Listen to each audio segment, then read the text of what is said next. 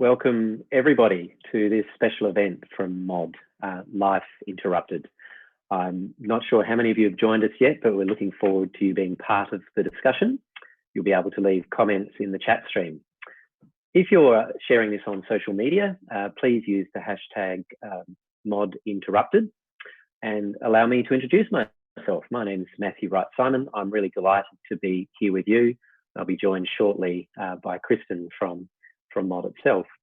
So Life Interrupted has been developed to explore leadership in an age of uncertainty and disruption, something that I'm sure many of us can identify with here from your own homes. And where we're broadcasting from is on Kaurna country, the people of the Adelaide Plains. So I want to acknowledge that Kaurna Miana, Kaurna Yata, Nadlu Tampandi, which effectively says I acknowledge the land of the Kaurna people themselves, and I want to acknowledge all First Nations people tuning in, and as this is a recorded event, those who check this out in the future. So we've got some brilliant guests to join us who are going to explore three themes. Our themes are discombobulation, dismantling, and discovery, and how we emerge from this. So this is conceived by Kristin Alford, who I'd love to introduce to you and welcome on screen, and just to hear a little bit from Kristin. So Kristin is a futurist. G'day, Kristin. And she's the director of MOD. And so uncertainty, leadership, what does it mean for you, and what's this all about? Yeah, so this session called Futures Unlearned is really a chance for us to explore what type of mindsets that we might need for futures that are uncertain and disrupted. And this was actually planned over 6 months ago to coincide with our Seven Siblings from the Future exhibition, which was the exhibition that we had in our galleries, and it's still dormant in our galleries at the moment.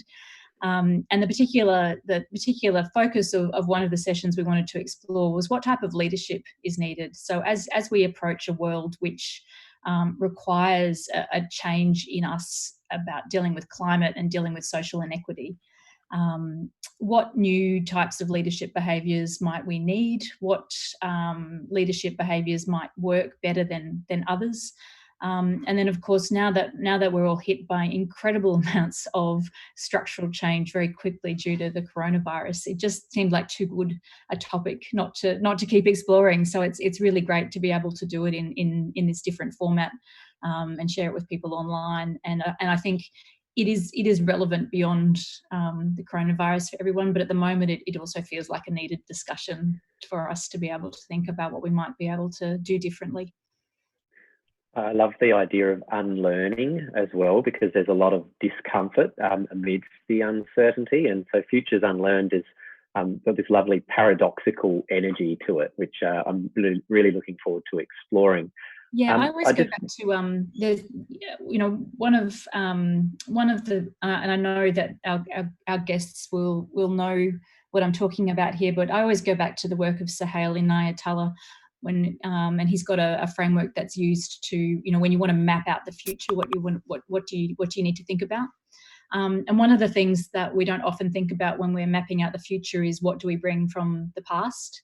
But I think more importantly, in this unlearning phase, we want to work out what we don't want to bring, so that we're also giving ourselves space to discard old habits and make space for new habits and new discoveries. And I think that process of shedding skins is something that when I'm talking to people at the moment, there does feel like this kind of release of some parts of what we were holding on to that feel important.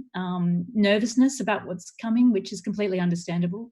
Some excitement about the ability to create something new, and then fear, because all of those things are hard, and they challenge our very notion of what we hold dear and our identity and all of those things that we value. So I think it's just an interesting discussion anyway, but it's an interesting time to be having this particular discussion.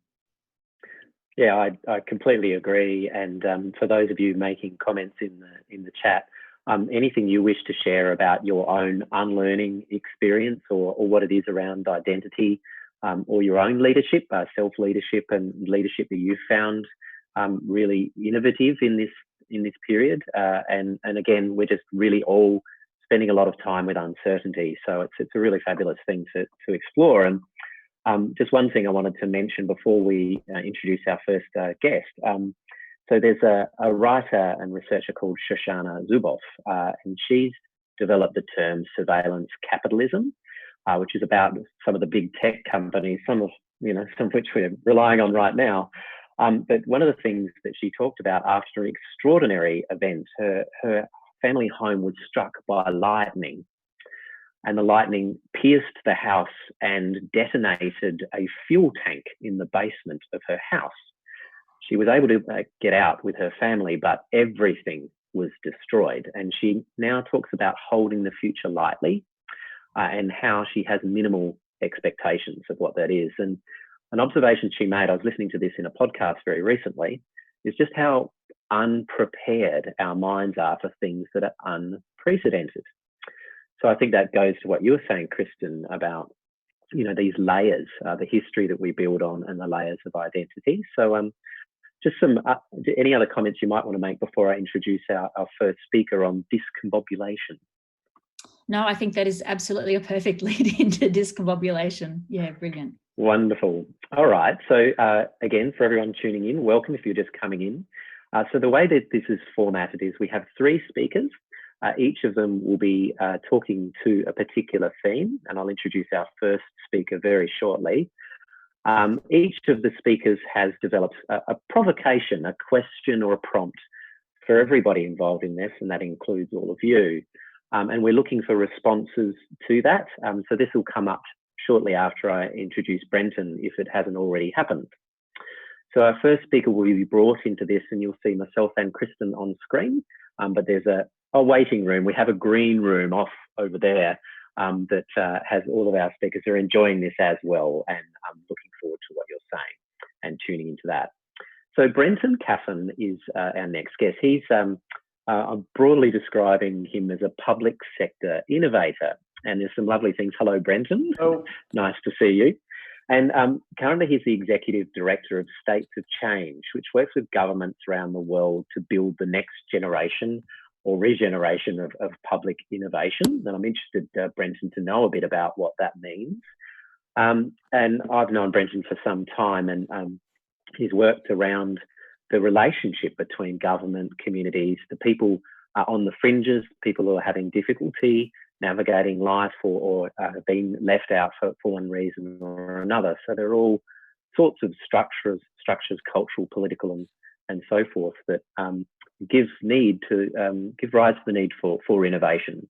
So you've also been working with a global organisation called Nesta, and States of Change is connected with that. And those of us who are familiar with Nesta might be interested to know around the Australian context. But Brenton, I know you want to return to your provocation a bit later in your talk, but love to hear a bit from you around unlearning with futures and where you're seeing things right now. Excellent. Well, thank you very much for having me, and thanks. It's really exciting to be part of this conversation. I did the obvious thing when you gave me the framing of discombobulation, and actually went back to make sure I understand what it means by looking at a dictionary definition. And I thought it'd be quite helpful maybe to share that, just to kind of give us a little bit of a sort of grounding point. And so I quite liked this. There was this dual definition of to discombobulate means to be the cause to be confused emotionally, or to cause to be unable to think clearly. And I think we're actually kind of feeling a little bit of both of those at the moment. This is a very emotionally confusing time. And it's also a time when it can be very difficult to really sort of think clearly about the sort of ramifications of what we're going through. So I think for me, I think the first thing is just to acknowledge that these are very strange times, and in a way to show up as people first, rather than as professionals or experts. We are all people just trying to go through probably the single biggest global transition that we will probably, or that we've been through in our lifetimes. We'll see what happens, whether we've got further transitions to go through. And so in a way, that emotional journey is something that we need to acknowledge. I've at different times, I've been reflecting on sort of the Kubler-Ross stages of grief journey, you know, denial, anger, depression, bargaining, and acceptance. You know, we're sort of often feeling all of these emotions, often in the same day, often at different speeds, and we're often sort of cycling forward and backwards through all of those. We need to notice these feelings. We need to acknowledge them, but not be owned by them. I saw a great TEDx talk. It was an impromptu one run last week by Susan David, talking about how to manage through these times. And there's lots of great things in there, but one of them was to say, look, we are not our emotions. You know, we can acknowledge our emotions, we can sort of observe them, but we don't have to be captured by them. So I think part of, you know, it's not trying to suppress them, but it's acknowledging them and then working through that. So for me, you know, personal journey, you know, the last few weeks, I've had to make sure my family's safe, my kids, my parents. I've started homeschooling a couple of weeks ago, been checking in on friends around the world. Obviously, we've been sort of trying to work out what this means for states of change, which, you know, we spun out of Nesta 3 months ago. So we had a lot of assumptions about what our year was going to look like, and they've been turned upside down, and making sure our team are safe and supported, making sure our community of practice and our networks around the world are supporting one another. And so that's been the role that we've chosen to adopt to sort of be there and how we want to show up in this moment. But you're right there around the you know, you planned your calendar and you had the events or the professional goals. Certainly, I know that that's the sort of same for us at Mod of things that we had planned to achieve and to do. And you know, some of those have been put on hold, but some of those have disappeared and won't be happening. And there is emotional grief around sort of saying goodbye to the future that you thought you were going to have, you know, just in this year alone, let alone what comes next. I think that's absolutely a nice thing to bring up. And also just recognizing that it may not be obvious what the next thing to do is. At some point, you might just actually need to pause and just allow the situation to unfold, to emerge, you know, to observe, to reflect, to give yourself space. You know, there's been a lot of stuff online about how to be super productive in this remote working world and how to fill all this time with all these MOOCs that you were planning to do. And actually, you know, it might be that we just need to sort of do a little bit less for a moment and listen and watch and observe and allow sort of that voice to emerge. So I guess for me is, you know, we are having to absorb quite a lot of stress. You know, there's stress on our systems, there's stress on our institutions, there are stress on our beliefs that we hold, our relationships, you know, personal and professional. But the one I wanted to really sort of emphasize is this: we're stress testing our assumptions. You know, so if we go back to discombobulation, one of the ways we're being confused is that we're living through this moment where many of our deepest held assumptions have been destroyed or made redundant or challenged in ways that we hadn't anticipated before. And so in a way, we kind of have to have the courage and the candor to kind of admit that, frankly, and to step forward through that uncertainty that follows, which does lead me to that provocation that I put up there, which was from Anand from the Times, I think, in New York, which is, you know, what's one thing that you have completely reversed your opinion on as a result of the crisis? Because it's very easy to look at the crisis and have it reinforce all your pre-existing beliefs. It takes a little bit more courage to kind of go, you know what, I thought this one thing, and this has actually proven that actually something else holds. For me, it's been the speed and scale of government response. You know, this is my bread and butter. If you told me 6 months ago that, you know, that the current national government in Australia would drop $130 billion in 6 months, and you know, and bankroll 60% of the labour force, I would have asked you what you were smoking. You know, we're in different times, and you know, and I guess I've been pleasantly surprised and made hopeful by the fact that ideology hasn't, blinded people to some solutions that need to be adopted. Yeah. And Brenton, given that you put forward this provocation, which has appeared in the chat stream for those of you responding to this yourselves, and I know Kristin's keeping an eye on that as well. So you indicated that, you know, this assumption you might have of our federal government in Australia, and I know the people from elsewhere watching this So is that something that you have reversed your opinion on? An opinion reversal is quite a strong thing. Is there something that's emerged for you yet in your work potentially? Well, I think I mean we've seen a situation in the last 10 years of a hardening of political positions, and whether it be sort of either sort of on one hand culture wars, or on the other hand sort of economic ideology in sort of political discourse sort of hardening and polarizing. And and if you'd asked me whether that was going to go away or whether it would dissolve as rapidly as it had, I would tell you I would have found that very, very hard to believe. It may only be temporary, and I want to come to this, but like it may only be temporary, but it gives us, I think, an opportunity to imagine what it might be like when we get through this particular period, how we might be able to draw on some of that muscle memory of bipartisanship and of pragmatism for a different age. I love people starting to use the language of flattening the curve and saying, well, how do we flatten the curve on climate change? Because we now have a meme that people have wrapped their heads around, and they recognize the I guess perhaps the degree of change in lifestyle that may be required to achieve a sort of common goal. And they've also started, certainly in Australia in the last few days, we've started to see some signs of progress on that front. I wonder whether that gives us confidence of a sense of agency that we can actually apply this to other policy goals. I think the rapid adoption of I'm just reminded that we went through a walk through the Adelaide Parklands yesterday, and there was one family per park, almost perfect one family per park. Yeah. And I mean that's something that I'm astonished by, that people have kind of taken on board the science, which they, we were having enormous struggles with people taking on recommendations from Science for Policy previously. Yeah. They've changed what they're doing. They're being really observant, or we are all being really observant about that quite quickly.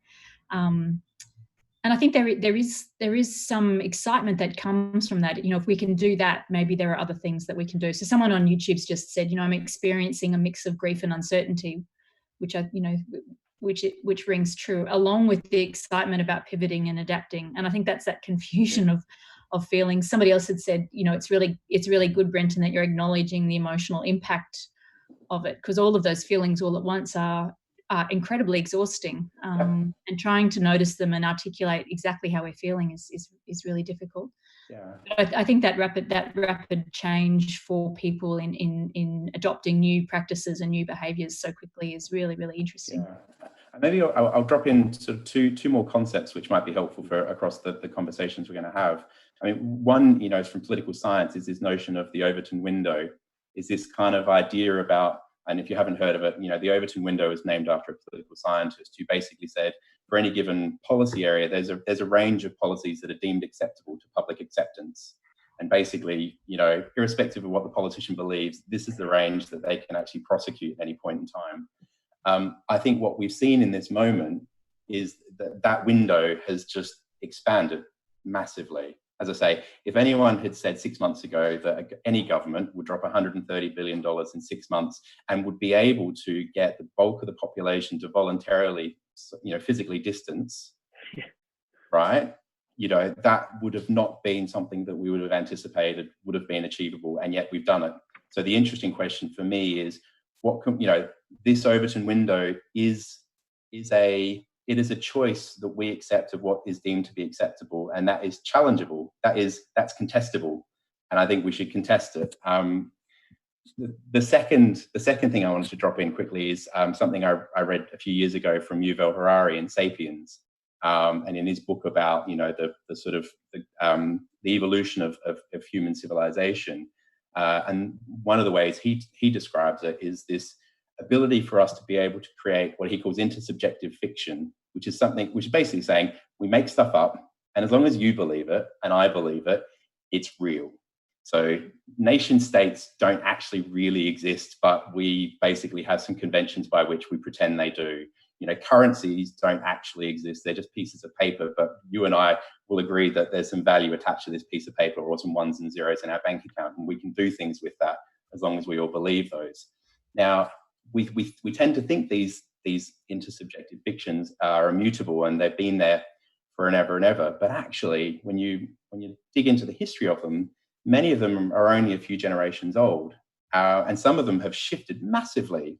If you'd asked somebody 30 years ago what marriage meant, you get a very different answer today than you would 30 years ago. The acceptance around same-sex marriage, in the last 10 years, 5 years even, in many countries around the world, demonstrates just how fluid these intersubjective fictions can be if we have a conversation about evolving them.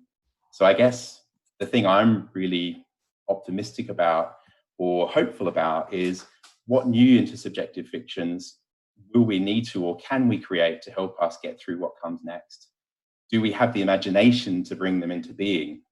And what does that speak for leadership? So I know, Kristin, you wanted to sort of say, what kind of leadership do we need? I think we need a leadership that's humble, that's curious, that's imaginative, and that's experimental. So not dogmatic, but seeking out and testing and bringing people with you on a journey. Yeah, that's really interesting, because Faith Coleman's just posted a note saying, I thought Australians would struggle to do what the government had asked them to do, to take individual responsibility and adapt to the new social restrictions. But what she's commenting on is that, we're seeing society actually leading the government and kind of going, but should we be doing more? What should we be doing? That's a beautiful thing and really inspiring. But I find imagination the same, in terms of, if we can lead on that front, how do we create space for people to, maybe to slow down and imagine, to create those new fictions, as you say, Brenton, and lead what we want our government to be representing us to do, I suppose. Yeah. I mean, I think that's an interesting question also. Yeah, it's a great point. Where does leadership start? Do we need, capital L leaders to lead, or is the public actually leading us? Who moved the Overton window? Was it the federal government, or was it people saying we really need to do more, which made it easier for the politicians to step into that sort of that gap that was created by sort of public leadership? I must say, I'm feeling. I never thought I'd say this, but I'm feeling quite excited by the fact that you've talked about a window that's superimposed over a graph that represents public opinion, and we're getting very familiar with these sorts of graphs, and that's become part of our daily language. So I just wanted one last question, Brenton, unless there's something you wanted to pop in from the chat, Kristin. No, I was thinking about. Sorry, Matthew. The only thing that's coming up is this. Just a comment around the. Someone said, for them, they're finding the physical distancing getting increasingly difficult, and so there is also this moment of us responding to crisis and doing what's required in the short term, but also maintaining something in the longer term. And so, while that question is one around, how do we do this over the longer term, I think underneath that question is that even bigger question, which is what kind of behaviours do we want to sustain, and what kind of leadership is required then to sustain something in the longer term versus this short-term discombobulation and rapid adjustment. So that might be something that we can explore, further in the dismantling the discovery phases as well. Yeah, great. Well, look, I'd like to thank you very much, Brenton, for being with us here, and I know you're going to stick around. I'm sure you'll be interested to see what emerges from this. So thank you very much. Pleasure. Look forward to hearing the rest of the conversation. Yeah, wonderful. And look, as we go through this as well, the presenters will mention particular resources. So, for instance, Brenton mentioned a TEDx talk. And we'll be asking presenters, and anything that Kristin and I might talk about, to just share those links as we package this up, this live event, which will then live on as part of the Life Interrupted exhibition. So there'll be that there as well. So, and of course, feel free to share in the chat stream your own resources and so forth, and we can consider that part of it.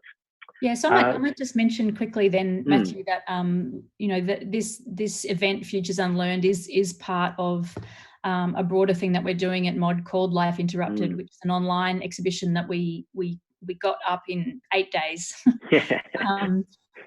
To allow us to still meet the mission of what MOD wants to do, which is to inspire young adults, but to help them feel like there's a place where they belong, and also to help people generally feel like they can navigate the future, and then there are options available to them. And so having this kind of discussion within that context of a broader online exhibition is really exciting, I think. So yeah, I'd urge people to check out the rest of the exhibition as well as this talk when they get a chance.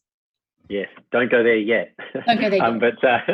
But it is great. There's a whole range of different things that have been put together, and I actually got to observe the MOD team scrambling and putting this together and learning all the way through and unlearning the ways that things were done with a physical exhibition. So yeah, it's really worth exploring when you have the time. So I'd like to welcome another presenter, another conversationalist into this. Durkhanai Ayubi, who's a writer and restaurateur. And Durkhanai, I'll just give people a little bit of background on you. So some of you from Adelaide, and I know there's some of you in this conversation, would be familiar with the Poana restaurant. And Durkhanai is actually about to have a book published that blends recipes and stories from an Afghan kitchen. And I know kitchens have become a very big part of everybody's working life as well. But one of the things Durkhanai is involved in is a thing called Atlantic Fellows, which is a global network of leaders who are, I think, very much looking at what it is to be a leader in now and in the future, and how to encounter and reinterrogate the sorts of things that we want to talk about around dismantling that Brenton started to raise. And I know that you're a real global citizen, Durkhanai, and now back home with more time for reflection amidst all of the other unlearning. Though I'd love to hear a bit about what you have to say and your provocation as well, and any responses to that, and just the nature of trust. I want you to sort of address that a little, if you can. And Kristin, of course, you're welcome to join in whenever you wish. But over to you, Durkhanai. Thanks, Matt, and thanks, Kristin. And it's really lovely to be here with all of you and the other speakers at a time which I think is quite a momentous one in our human story.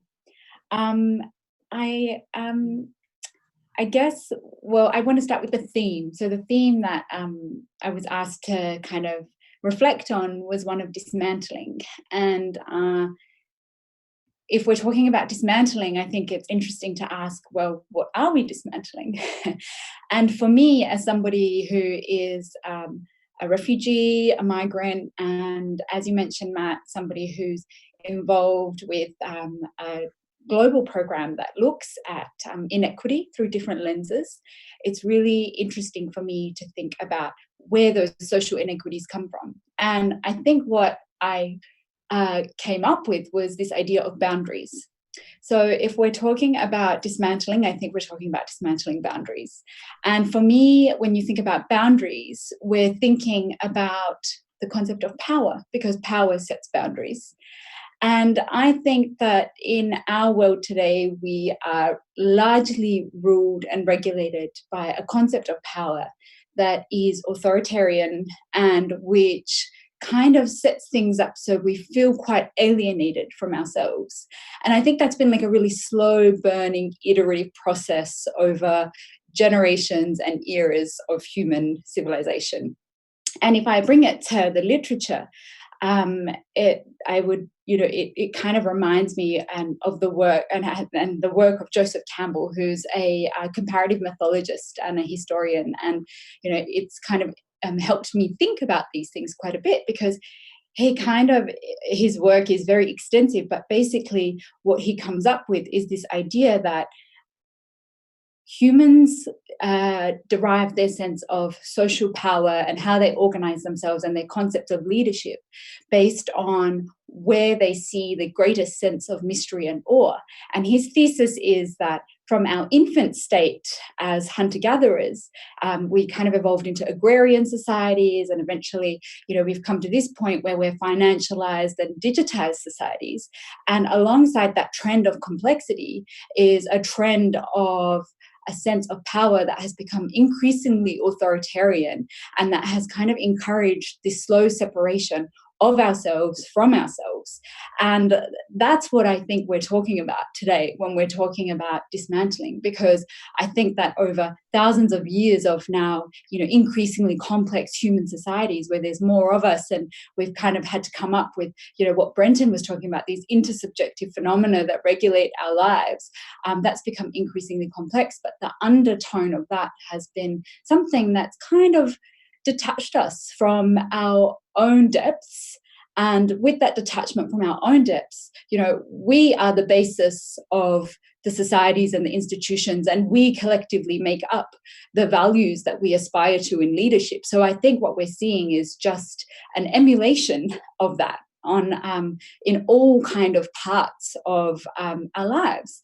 And so sometimes, I guess when we're talking about dismantling and what that means today, I think we really have to talk about the boundaries around us. And for me, as somebody who's a migrant, a refugee, and who's kind of been outside the margins, I guess, those boundaries to me are very visible. And that's the work I've chosen to steep myself in. But I think we need a broader conscientization of those boundaries existing. And trust really fits into that as well, because if we've kind of got these institutions that have been developed on this notion of power that is centralized and authoritarian, then we find ourselves increasingly unable to trust the people that are charged with governing us, and or the institutions that we rely on for to function in society, like our banks and the education system, this kind of thing. So I think we have a lot of trust to rebuild, and for me that comes down to a dismantling of boundaries. And those boundaries begin with ideology, so they begin with our beliefs, what we believe about ourselves, and who we want to be collectively, but then they manifest in physical realities as well. I mean, I think that's just reminds me of an article I was reading around looking at why the current situation is so dangerous for feminism. I think they were saying, but they were looking at sort of cases of Ebola and the family structures, which when we don't dismantle that power structure, we kind of revert back to what was essentially. And so often they were finding that who's going to homeschool? Is that going, if you're in a heterosexual relationship, does the woman end up being the person who's then responsible for homeschooling, which then further cements the man's role as the single breadwinner again? Or, I'm reminded of, the Malaysian recommendation for the head of the household to be the one that does the grocery shopping. And, there are these challenges and assumptions that we thought maybe we were growing out of, and maybe we're not. And how do we also dismantle those practices and those old ways of organising and those old power structures to be able to make sure that we're not putting ourselves in a future which is further exasperating social inequity. Yeah, absolutely, Kristin. I think that is so important, because I think what is happening, I guess, in a less generalized sense in terms of what we're dealing with now with this global pandemic, is that it is actually really making visible the things that we could either ignore for a really long time, or think didn't affect us, or maybe weren't even conscious of. And absolutely, there's going to be questions that are raised immediately around feminism and whether we've outgrown patriarchal gender roles, or all sorts of things, like bigger questions about how quickly we can, governments might make decisions around metadata and surveillance, things that will stay with us for maybe years to come after this pandemic. So I think what's going to happen is it's going to raise all these things, things that were maybe hidden for a really long time. And I think we will collectively be charged with the long-term the long-term approach we want to take to these things. So that's why I think it's really, really important to ask these questions now about the basis of the power, the basis of the ideas of leadership that regulate us. I really do think that, we can't really, I've heard people speaking about, returning to normal. And I don't think returning to normal is good enough. I think we have an opportunity to start to see the faults and flaws of the kinds of dehumanization that normalized and to begin to dream bigger than that. And I really do think it starts with being able to conscientize, verbalize a shift in our collective consciousness of what we value and what we perceive power to be. Yeah, which comes back to what Brenton was saying around the noticing, as well. If you can't stop and describe what you're seeing, it's hard to then consciously, move ourselves into a different way. And there's a comment here on the chat from Steve Cork, who says, "We are all channeling the future we hope is emerging. Let's be vigilant that something else could be happening," which I just think is a perfect kind of statement of the leadership that we need, that vigilance and the alertness to the new.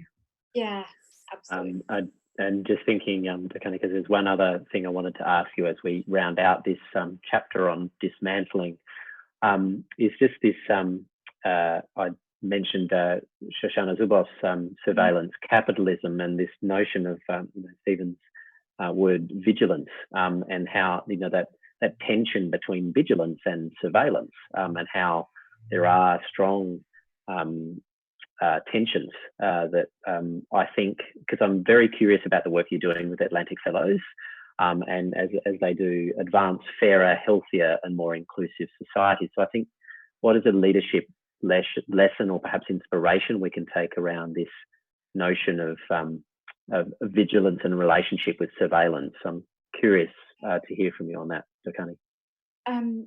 Thanks, Matt. Well, I think that, it's really, I'm going to bring it back to another of Shoshana Zuboff's points that you mentioned earlier, which is unprecedence. So I think we're at this stage now where we cannot fall into the trap of thinking that what we're facing now is something we've seen before. But at the same time, I think it will be a balance, because there are elements of what we are confronting today as a society that we have seen before. We've collectively gone through the Spanish flu or the bubonic plague, for example. And then also I think it's really important to stop and honour the fact that localised communities have been through this before. Entire Indigenous communities have been eradicated because of European colonization processes throughout history. So there are definitely lessons we can learn from that. But I think we need to be able to apply that with the concept of unprecedence, of not assuming that we know, of having the intellectual humility to understand that multiple possibilities exist. And I think we need to kind of start to meditate on that tension between human agency and control, and the parts that maybe we cannot control. And that comes back to my kind of idea of, a shift in values of what we perceive power to be.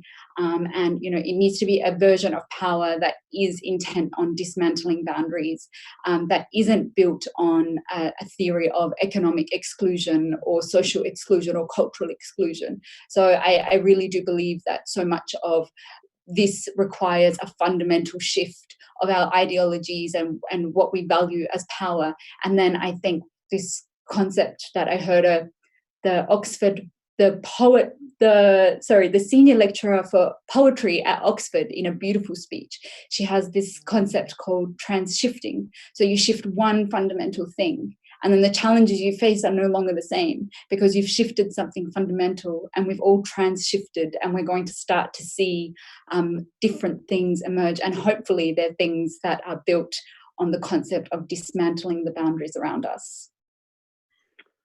That's beautifully summarised, Durkhanai, and please do share links later on to those particular statements. So we're going along great, and thank you, Kristin, for bringing in comments and questions from the chat. And I think that we've covered quite a lot of ground around sort of opening this up and looking at those structures. So the discombobulation and then the dismantling, excuse me.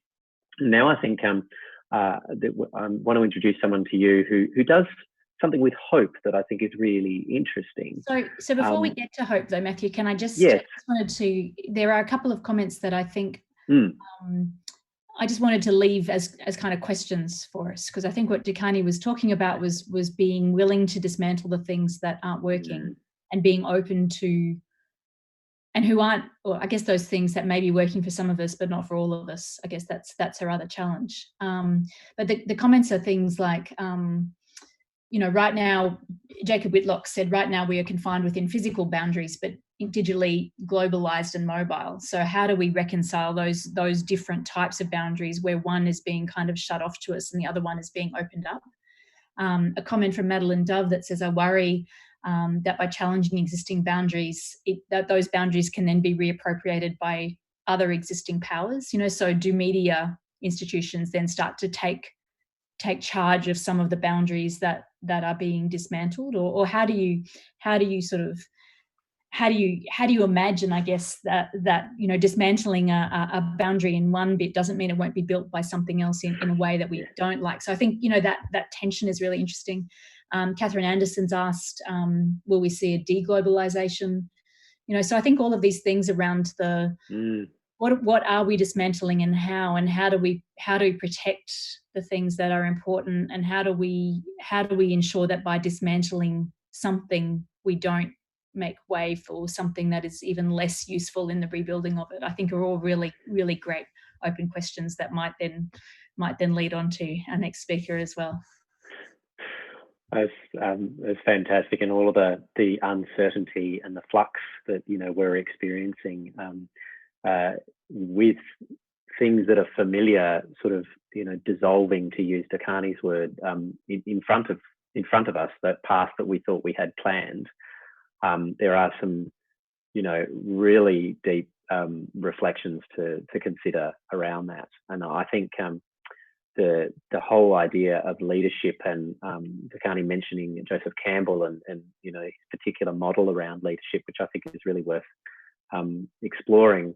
It really does throw all of that out for consideration, and the notion of nation states and our relationship globally, the familiarity that connects us, that might be another boundary that we're blurring. It's extraordinary stuff to consider. And look, I think at the start, Brenton talked about the grief of kind of seeing a year's worth of plans sort of disappear or that type of thing, and Durkhanai's talking about dismantling as well, and there is a grief that will go with those things that we had previously held precious, that no longer function so well for us. And I think that does require a new, or maybe not a new, but certainly a stronger aspect to a leadership skill that maybe we didn't privilege before in leadership, the ability to let go, and to honor that for people, and to recognize that loss is not something that I think a lot of us who are in leadership roles necessarily do particularly well, because we're often so focused on the thing we want to change or the new thing we want to bring into being.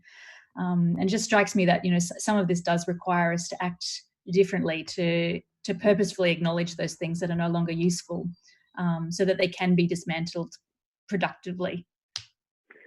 Yeah, and I know that you're a practitioner really in adaptive leadership, and that ability to take multiple perspectives simultaneously, with a problem, with a system, is work that I think we all need to do in our leadership. And a lot of the narratives or models that were familiar, that are clearly not going to help us with what's next, they need to be contested and reconsidered.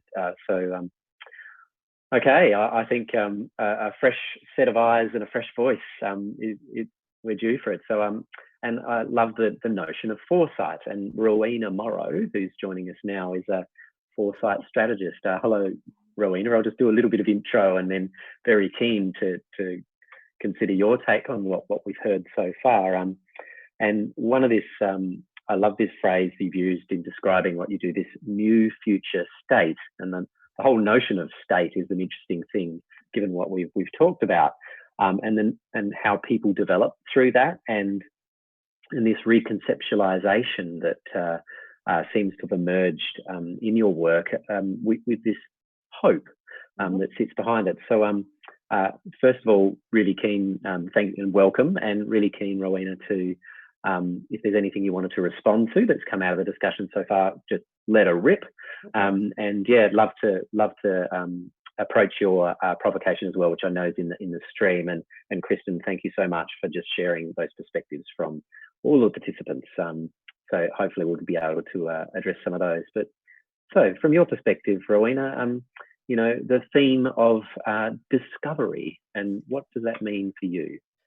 So firstly, thank you very much for having me, and I am loving the conversation. So to hear multiple people, both in the chat and obviously online, talk about letting things go. So foresight and futures, yes, it's about creating the new. And as Kristin said first up, it's also sometimes about looking at what we're bringing from the past and letting that go. And Kristin, I think you're absolutely spot on. I think there is I'm starting to talk about social trauma. There is some trauma in this, and you know, the grief that we're experiencing both through the futures that are no longer going to be ours, both on a personal, organisational and community level. And I guess the mourning we need to do that around that. Also, you know, we are in a pandemic, and there will be mourning of death and loss around that as well. I think Brenton's point about, you know, as people, we need to turn up first and, you know, bring all of ourselves to this issue. So the conversations I've been having over the last 3 or 4 weeks about, well, what is leadership in this space, what is future in this space, have been really interesting, because we are reverting. Some of us are going below the line. There are some bad behaviours turning up. But I've been very pleased to see that for most people, we're sitting in the discomfort, we're trying really hard to work it through, and we're bringing to bear all those things that have worked for us before. Now, some of those things will continue to work for us and some will not. So my provocation was around, you know, when you're looking at the leaders around us, you know, who have you recognised as being leaders, and who have you seen as being people in leadership roles? And the thing that's knocked me for 6 is how many people there are, not necessarily politicians, because I sort of expected a bit more, but in organisations who are people in leadership roles. We have not equipped them with the skills and capacities that they need to lead through this. And they're doing their absolute best, but it's becoming very obvious from the conversations I'm having with people in organisations that people leaders are struggling. So when you ask me around discovery, I guess where I went back to, well, what are the things that I go to? Where are the wells of inspiration that I look for in order to help me guide my practice and my consulting work? And so hope theory, futures and foresight is one of those wells. So futures and foresight is looking, I guess, from where we are today, understanding where that is, and then thinking about where we might like to be, where we think we will be, and where we don't want to be. And it's a rigorous process of both academic and active engagement in thinking and decision making. So there's that. I also have quite a bit of involvement in around creating corporate and organisational cultures, because I think one of the things that's really turning up for me in a discovery sense is we often don't hold our cultural creation in our organisations as a conscious activity. It's something that we do in a pulse. So we pulse check, we engagement survey, we ask people how they're feeling, but we don't look at every micro interaction on a day-to-day basis as a way of creating culture. So when I saw Jacinda Ardern sitting on her couch in New Zealand having her YouTube chat in her pyjamas, well, her jumper, there's a micro intervention that she's taken the opportunity to turn up in a particular way that said to New Zealanders, we're all in this together, but also here's who we are, and here's who we could be, and here's how our relationship might, here's how it might look. And I think we can do that every day, all day, if we're consciously thinking about it first. So I guess they're the two things for me. The third thing is the leadership habits that we need to start to have a look at and start to create new habits around. So I'm a huge fan of Jennifer Garvey-Burge's work around leadership mind traps, and there's a lot of that going on. So as people try to take out for a walk the things that have worked for them in a non-crisis complex situation, they're finding that many of them aren't working for them. So, we're wanting to make simple stories out of everything. We're wanting to be right.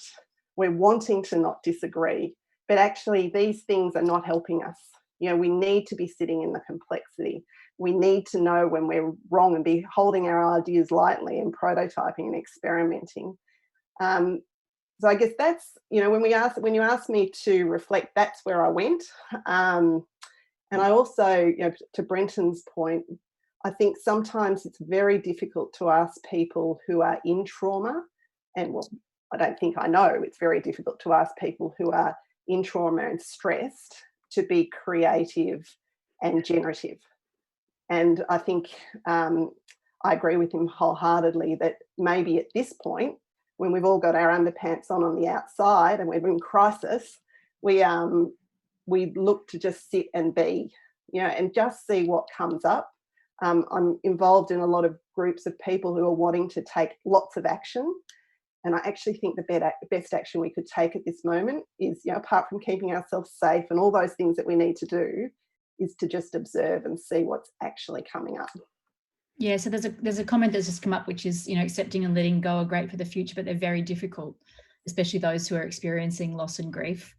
And what can society do to support people emotionally? And Steve Cork has posted a note to say Tim Costello talked last week about the new rituals to deal with grief at many levels, which I think is, again, summing up a lot of the conversations that we're having. And also Bobby Serini said, perhaps the great leaders at this time are those displaying characteristics of dismantling boundaries and then finding a balance of that, direction, compassion, creating meaning.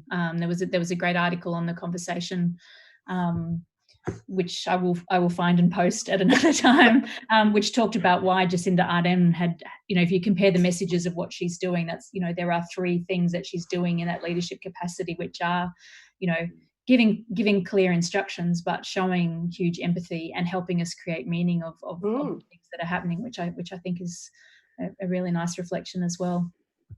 I had a beautiful moment with in my family. So I had a family member making a big decision, and it was a time-bounded decision. It couldn't be put off, and it was, it needed to happen on Friday. And there were financial implications, all sorts of things going on. And they asked me, well, what would you do? And I realised I had no idea. Like, nothing that I had experienced to the point in my life had given me the insight to know what to do next. So it was then, I guess it's that pattern interrupted. You've got life interrupted, but we spend a lot of our lives working through patterns that we've created in the past, and we actually need to recreate those patterns now for the future. So we had to go back to first principles and reason our way through, well, if it's this, is this scenario. And it was a lot of work and took a lot of time, but it just really brought it home for me about the work we have to do individually, collectively, and at global scale, and how much energy and effort that will take. And I think trying to do that when we're in the middle of loss and grieving is probably not the way to go. I think when you were talking then, Rowena, I was thinking about neuroplasticity and our ability to think differently, the need to do that, and it's possible to think about that individually, though, of course, with everyone connected through social media and so forth, there's sort of this global neuroplasticity happening. And one of the things I'm curious if you don't mind is how does that fit in with hope and what's required from us to to be hopeful amidst all of this uncertainty? So the thing that hope theory says, so it's a psychological theory developed about 30 years ago based on research and evidence. And what it talks about is, or what it tried to understand, was how humans make goals and achieve them, basically. So hope theory says that when you're able to identify a goal, identify pathways to achieve it, and feel a level of agency around it, and you can successfully achieve one goal, you'll get positive emotional feedback, which will then make you feel better about the next. So basically this, and it becomes like muscle memory. You know, the more you goal, you think about pathways, you feel like you can do something, you achieve, you re-goal, you achieve. So it's, you know, if you had absolutely no hope whatsoever in terms of you felt like you couldn't do anything or achieve anything, you can start from that space. But, you know, most of us have had some sort of success around this. And one of the things I found as an intervention in my family is that we've, rather than having, you know, a year's worth of plans or whatever it is, we're coming down to a plan a day. So we've got some goals for the day, might be having a shower, might be getting out of bed, whatever it is, but just that successful goal attainment around, all right, well, I've done that. What's the next thing I can do? So the thing I really like about hope theory is that it's absolutely achievable, even in the depths of quite, you know, difficult circumstances. And it works. You know, it really does help you move yourself into a more positive frame of mind to then allow for more, I guess, of the external environment to let that back in. Yeah, that reminds me of a video that Anad Jain and John Arden did on Instagram. They're from Superflux, and we've worked with them before at Mod, but well known for their futures and design work. And there was just a little comment which sort of says, you know, it's about choice. Uncertainty is discombobulating, but bringing uncertainty back to choice in the present is empowering. And, you know, our choices have changed, you know, and so this whole sort of thing around noticing what is there. I just think there's something interesting around being able to more deliberately, or more, as Brenton said, more broadly, if you think about Overton window, look at the choices that we have, and then being able to, you know, as Steve Cork said earlier, being able to present that way of being, or choosing a way of being that allows the future that we want to better unfold for us. But also understanding that we create it. So the social construction of reality is a thing, as Brenton said. Yeah. So yes, we can recreate how we want the world to be now and into the future. I think what's coming on from the chat is just a lot of resonance around the holding things lightly at the moment, and not expecting, I mean, this is my words now, but not expecting too much of ourselves right now. Like, I think, you know, we want to make space for the imagination, but that doesn't mean it has to be done now. We just want to make sure we're not closing off that. We want to make space for grief, and we should be doing that. We want to make space for not, you know, throwing out, dismantling things that aren't working, and doing that in a considered way, not in a rushed way. I'm just seeing if there's anything else that's come up. I think, yeah, just that ability to stop and observe. And I think that, I mean, that's the interesting question around leadership, right? Because usually, you know, the leader is seen as a moving thing, where you are bringing people towards a goal, or you are helping people see what might be possible. And at the moment, we actually just want, I get this feeling that we actually just need to sort of, as you said, Rowena, slow down, pause, or Brenton said earlier, notice. You know, that requires a different sort of leadership skill to let people be okay with sitting in the discomfort, and being okay with the noticing, and being okay with the future as it emerges, rather than necessarily, you know, hunting it down and going after it. Which they're different types of skills, or maybe not skills, but they're different emphases on what we might have otherwise expected from our leadership, I think. And I think that notion of a state of leadership as well, you know, it's a particular approach to dealing with all of these things, holding things lightly, but also being respectful of the fact that there is a lot that people have let go, and that has an effect and also, sorry, go on. I was going to say, and also being alert. You know, like, so Jared Thomas has just said, you know, we've worked with Jared at MOD, and he said, for Aboriginal people, this moment brings to mind the restrictions placed on our grandparents and the ongoing surveillance of our lives. And Durkhanai mentioned, you know, the devastation that many First Nations populations felt from colonisation with smallpox and measles and those sorts of things. So I think, you know, part of this is positive, you know, allowing us space to acknowledge those feelings and allowing us space to create something new. But the other part of that to me is the alertness of, you know, just making sure that we're doing whatever we're doing to protect everybody is done in a way that's not then really disadvantageous. So I keep thinking, Rowena, around, you know, that provocation that around, you know, who is the future you're creating, who are you creating it for, and who isn't it for, who are you leaving out?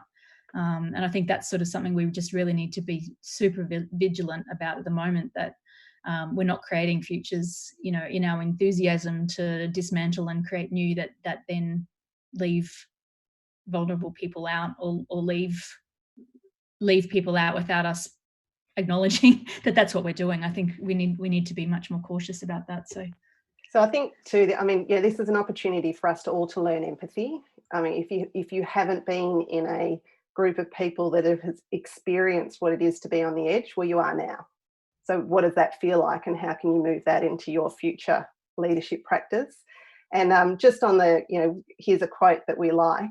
One of the things I really, you know, what's the thing that if you were going to discover it could help you lead yourself out of this space, is a beautiful quote from a leadership practitioner talking about know your purpose. It's the place where your deep gladness and the world's deep hunger meet. And I think that's just, you know, that just does it for me. Yep, let's get onto that.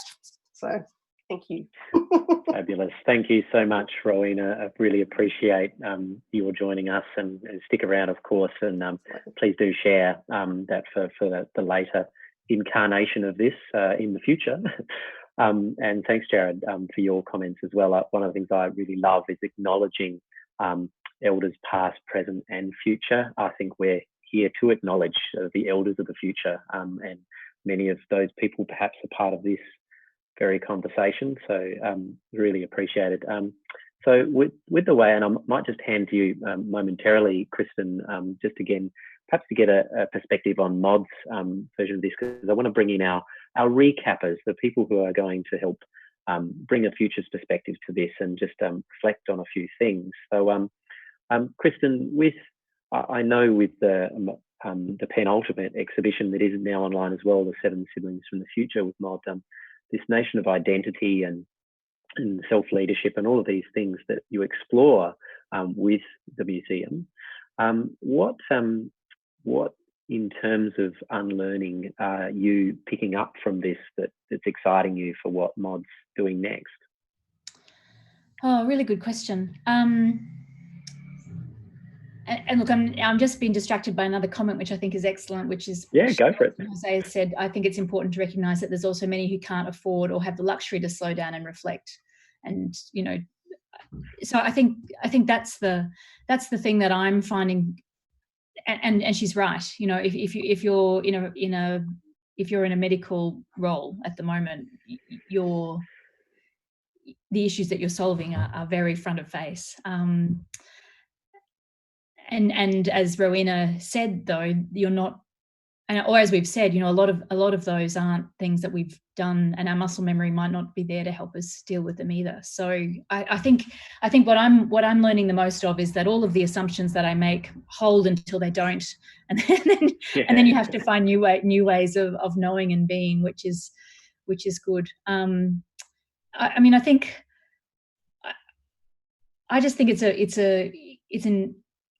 I know we're having kind of this longer discussion, and I think there is this point of crisis leadership, which, you know, the sorts of things that we've talked about in terms of, you know, clear direction and empathy and making meaning from the article and the conversation and the model of Jacinda Ardern's leadership at the moment are really important. There's that notion of being able to respond to people at the current situation, which is in one of either individual or more collective social trauma. But there is also that other question, which is what do we learn out of this particular moment, and how do we take that new model of leadership into what happens next? Because what happens past crisis will be different, and we can revert back to what's known. But for many people, that wasn't, it wasn't a useful place to be anyway. And I'm not sure that the type of leadership that was emerging in the last couple of years is really the leadership that we need to help us tackle climate and social inequity and the equal distribution of food and all of those other sort of complex issues that occur because of our globalized, networked existence. So I am still curious about that longer term. What does it look like? And I think a couple of things that Rowena said, which is around maybe setting goals that are meaningful, even if that's a very short-term goal. I think the ability to challenge your assumptions and be wrong. Like, I've started a list of all of the things that I've gotten wrong, and that's just around exhibition design, which we should know by now, but they don't hold for the new environment. And I think we have to be much more willing to kind of let ourselves be challenged by the fact that we don't know, which is hard when those things kind of matter. The empathy keeps coming. I mean, we've talked a lot, I think, pre-pandemic about the importance of empathy in leadership and the importance of emotional intelligence, but I think this really sharpens that edge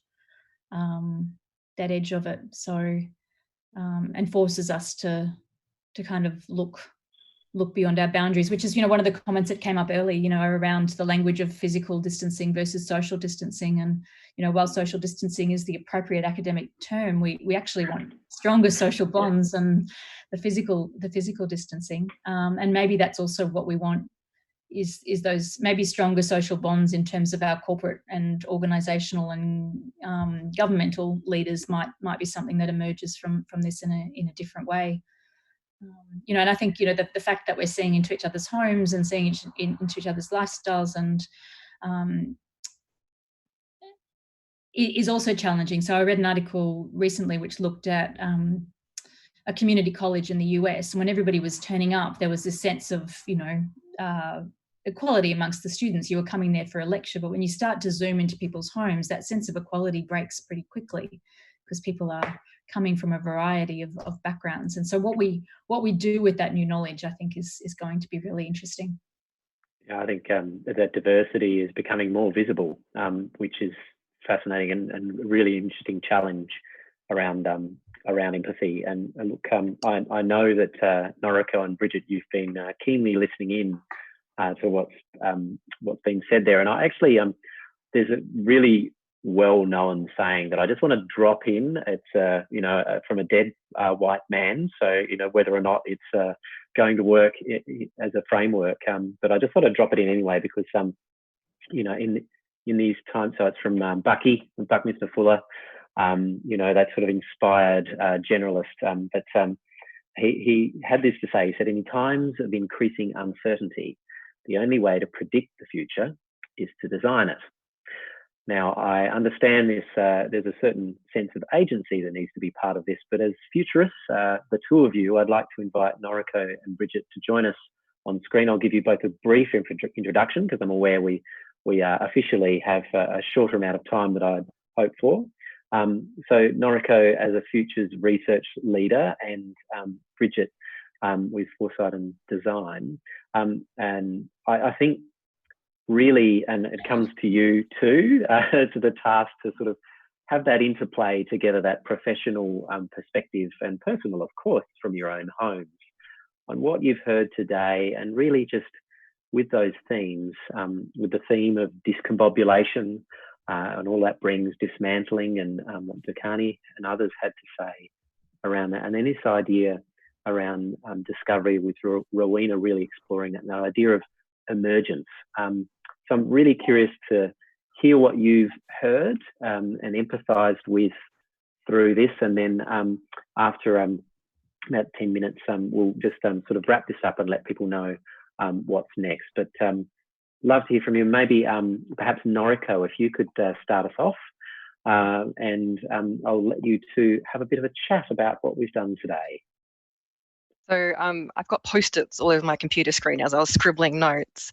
But I think take a photo and we'll add that to the just hold them up, you know. They're everywhere. But I think one of the really interesting themes that came through for me was there was a lot of talk about formal things and informal things across everything. And we've got formal dismantling, but also informal dismantling, either in the digital spaces or even in the physical spaces. We've got a formal response from the government, but we've also got informal responses. So the stories of people making masks in their homes, the creator spaces that are coming, the hack the crises, which aren't a formal response in some cases. And it's a really interesting question of, well, what do we have to formally and informally dismantle after the initial crisis is over? There are new laws that have been put into place that may no longer serve us. And I think there's a real conversation around what are the deliberate things we need to pay attention to and the decisions we're making now that we need to almost put a signpost to say, we need to revisit this at some point. When things settle, we made these decisions incredibly quickly. Brenton touched on the policy environment and how much that has shifted. And speaking to some of my old colleagues, they are doing policy work so fast with none of the usual checks and balances because they just have to. And that's the leadership that is required right now. But then what is in the next phase? How does policy work itself then change? And what is you can't completely undo what has happened because it's so complex and the system will shift. But taking from the Cynefin framework and some of Dave Snowden's work, what can you dampen that was an unintended consequence? What can you do to address it? And that's going to create and require a whole new need for a different kind of response again. So I don't think this current environment is going to shift because we're just going to have to keep responding to whatever is the next consequence. And for me, I think what was really interesting is what also came up is the identity associated with leadership and how the identity of what it means to be a union leader versus a government leader is shifting. The identity of the relationships between business and industry and universities has all been renegotiated in a very short amount of time. And there's formal renegotiation going on of these responses because people are in formal positions of authority, but there's also the informal renegotiations of what's going on, renegotiating who we trust and how we trust. And there's been some pretty significant shifts in a very short amount of time. And we often pay attention to the formal, but we don't tend to notice and bring out the informal quite so much or notice it. And I'll say one more thing before I take up too much more time. I think there's a really interesting question here about making a deliberate noticing of what's being done. Are we bringing something back from the past or are we creating something new? Because there's so much change going on right now that it's all considered the same thing. And there's a lot of talk about depression era economics and frugality and planting vegetable patches, but we're not in the same environment that we were in the Great Depression. The digital connectivity and the informal networks that we have and identities which now transcend nations and nation states. So yes, we're seeing a solidification of nation states in the formal sense, but in the informal sense, we talk to everyone around the world very, very easily. So identity is shifting there. So for me, it's becoming really interesting to see, well, what have we actually brought forward versus what's new and what's changed? And making a choice about what do we want to keep from right now that's become new, but then also what might want to emerge post the initial response. Fantastic. Thanks so much, Noriko. And well, you've already created even more juicy conceptual direction for Bridgette to riff off and as well. But Bridgette, I'm sure you've heard some of those things that Noriko's been picking up, and I love this notion of informal and formal. What are you seeing and where are you seeing things? That was a really lovely way to spend a bit of time today. I have to thank everyone for not only me being part of this today, but for the privilege of being part of that conversation. I don't have sticky notes everywhere, but I have a list of comments in an Excel spreadsheet because I do follow instructions. Not always, but that kind of brings me to a couple of points that I have going through my head. The first is that I agree with a lot of what has just been said, but I also disagree with some of it. And I think it's around that tension between all of the really good points that were made and the need to do something. So this tension between action and inaction and agency, and finding that agency within ourselves. Some of the things I was thinking about were there is need to act quickly. Well, yeah, but do we really have to act quickly on everything? Yes, we need fast responses to certain points in a crisis, but not with everything. And that brings me to the point that you were just making, Noriko, about the unintended consequences.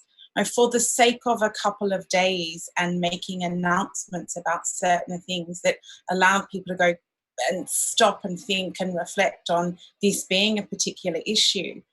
Some organisations, some positions or leaders in authority could have said, we're working on this and we'll come back to you because it's complex and we have an answer and we need to work through it, but be assured that we're doing something about it.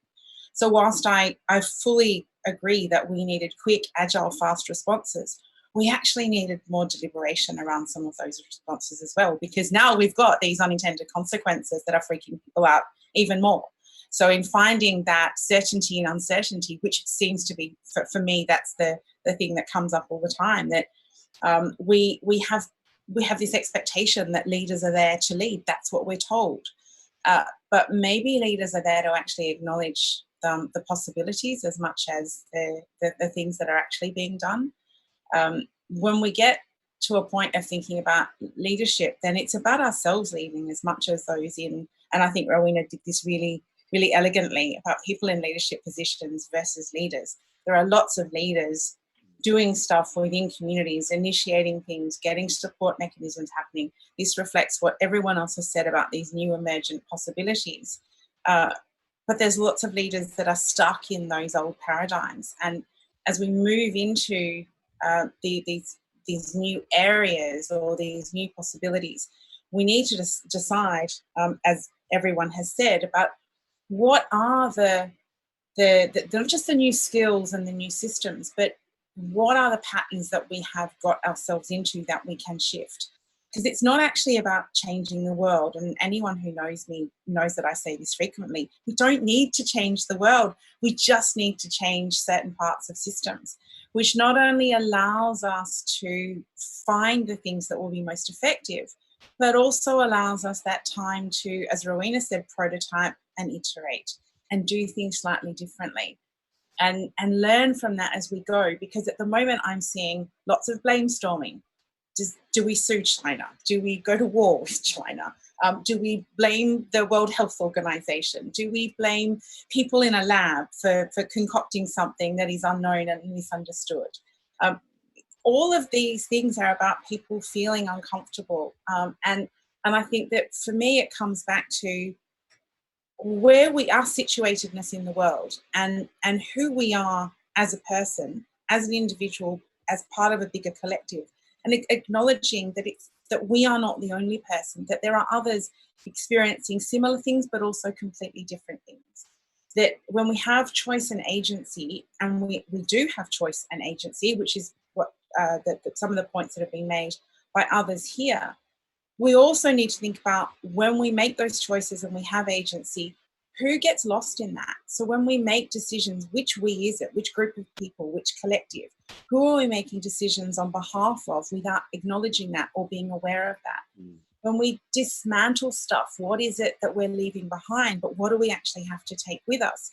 And what do we learn along the way? And I have all of these foresight models going through my head as I'm speaking about this. And this is not an academic lecture, but for me, it's about holding all of those things together and lightly, as everyone has said, but equally, and acknowledging that we need to hold multiple diverse perspectives and possibilities kind of simultaneously and kind of with with equal gravitas or with equal significance, because everyone that we work with is going to have something slightly different to say, whether that is someone based on their age, their ethnicity, the job that they do, who they look after, what other responsibilities they have, their access to funds and resources. And that's not just about the crisis that we are in now, but where we go to next.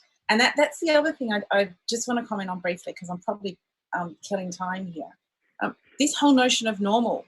Right now, this is normal. This is normal. This is the new normal. So when we keep talking about the new normal, sorry, people, this is it. We're not going to shift from that for a little while. And what we shift to is just going to be, as everyone's saying, a new normal. But if we continue to see it as reverting to what we had, then all we risk doing is propagating that business as usual, and we need shifts. And it's not going to happen because of different levels of cultural change and social change and corporate change. Everything works at a different level and a different pace. And we're not at a point, I don't think, where any of that is in sync. And that's really hard for someone who's trying to lead individually and collectively. And the scale of the responses give us that hope that I think Rowena was talking about, the hope that we can move towards something different.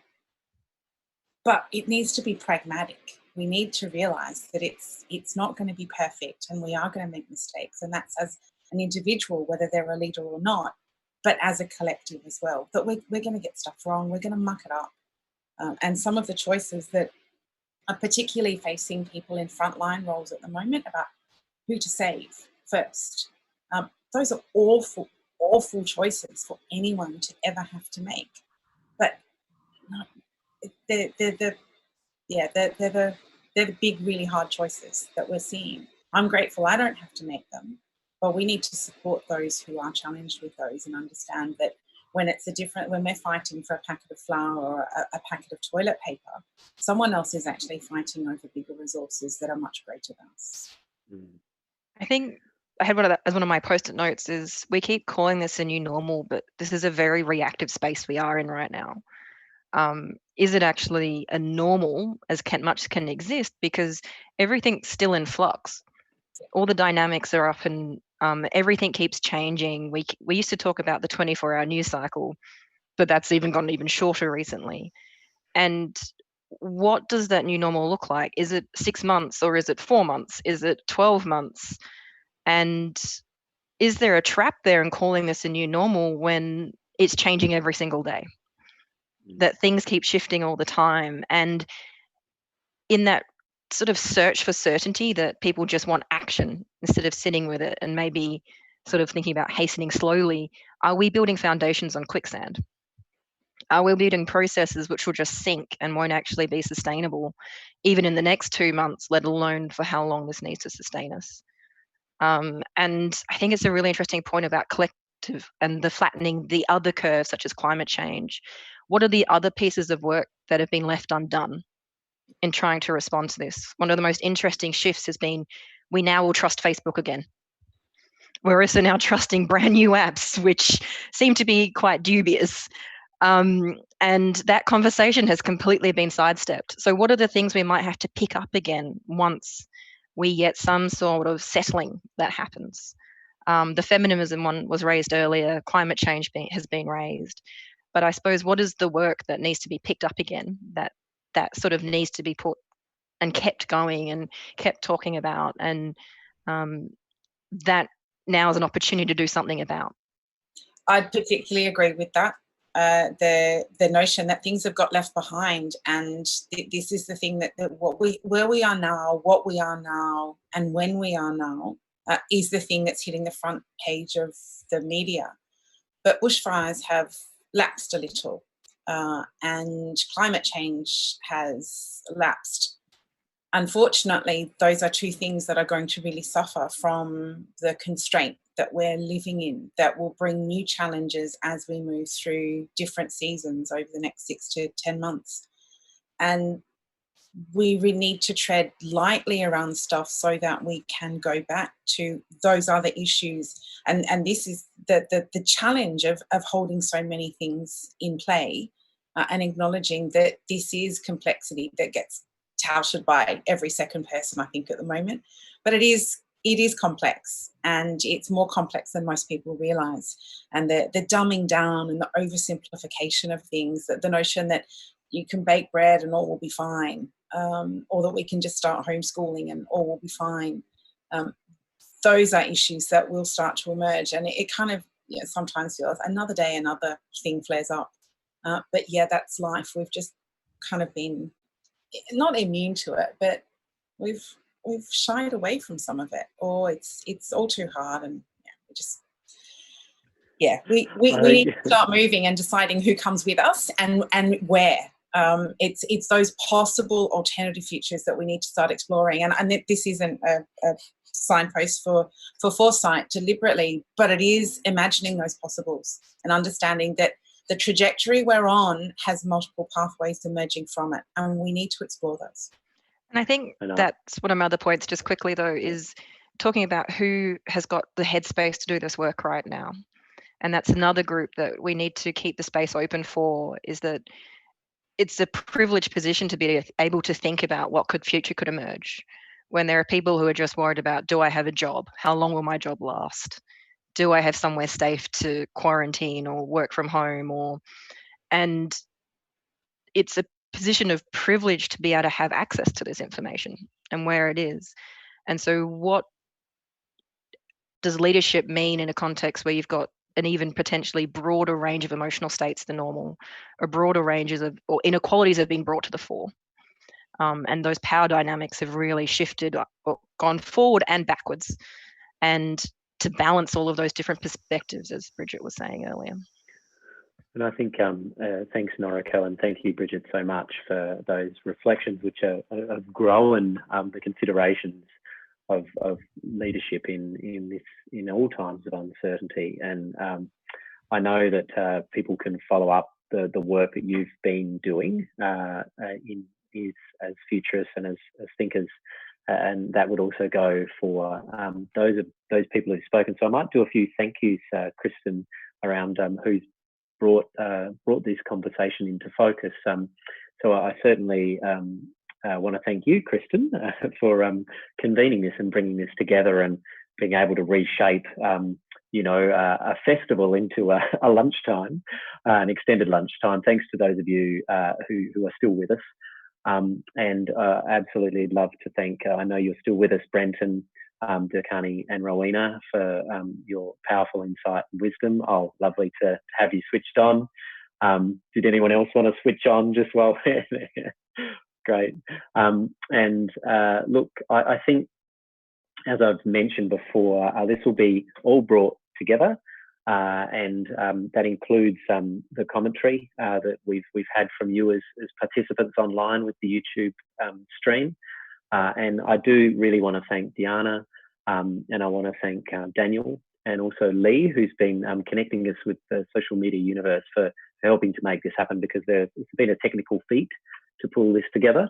And so, Kristin, I think I'll exit and just hand over to you around what this means for you and the work that you and Mod are doing. So thank you very much for inviting me to be part of it as well. No, thanks very much, Matthew. And I'd like to thank everybody who's tuned in. I think for me, the key reflection is really what we're asking of people who are leading, whether in roles or in self-leadership or in any context, is we're asking people to be comfortable in flux, this new notion of flux leadership, if you like, of those tensions between, the hasten slowlies and the acknowledging those who've got time for thinking and those who don't, and that all of those things are happening simultaneously. The chat has talked obviously around the current situation with coronavirus, but both in these conversations and online, people have been talking about climate and about colonisation and about feminism and the other things that we might need to dismantle and rethink. And I'd probably I think there's two final comments that I wanted to make just to wrap up the chat comments. One is, how do we lead into the future, and who is the we, and who do we give permission and authority and to do that leading? And I think that's a really, really good question. And the other one is someone who's commented that, you know, we are traversing well-worn narratives in this conversation. We are, because we're doing what Rowena said, which is, you know, identifying those patterns that we know and which ones might not be helpful. And so the question I think we're left with is one that's come up on the YouTube chat, which is, which of these narratives might we need to unlearn? And what might be the impact of letting those narratives go? And we talked a lot about letting go and the grief and loss of letting go. And I think that's probably, you know, that's kind of where my head is sitting at the end of this conversation on what type of leadership is needed in the age of uncertainty. It's the flux leadership, and it's the leadership that's comfortable with sitting in that uncertainty and being willing to unlearn. And I think that's really interesting. So for us, what's happening next is this conversation will sit on YouTube that anybody can access in the future. We'll also be editing it into little sections with some context, and that will appear on our Life Interrupted exhibition at mod.org.au. That exhibition will run until the end of August, and then we'll create what needs to be created at that time coming in. For us at Mod, it's, as I said at the start, it's really about us creating a space where people, and especially young people, feel like there's a place to have these types of conversations that help you know that you're not alone in grappling with the emotional impacts and the feelings of what we're going through, but also that there's potentially ways to navigate that future, and that there are resources and conversations that can potentially help do that. So yes, so I will finish up by just saying that I am in awe of the people who are doing this well at the moment in terms of the leading, and it's happening, you know, across so many different scales. And I'm in awe of the people who are grieving and are making space for that. And I'm in awe of the conversations that are happening, you know, across a global and community level when we are needing to be physically distant. And that to me gives me hope about the fact that we might be creating new modes of leadership. And I'm looking forward to seeing how we do turn up in a way that is creating what's next each and every day. Thank you all very much. Thanks, Matthew, and thank you. And we'll see you for the next conversation. Bye.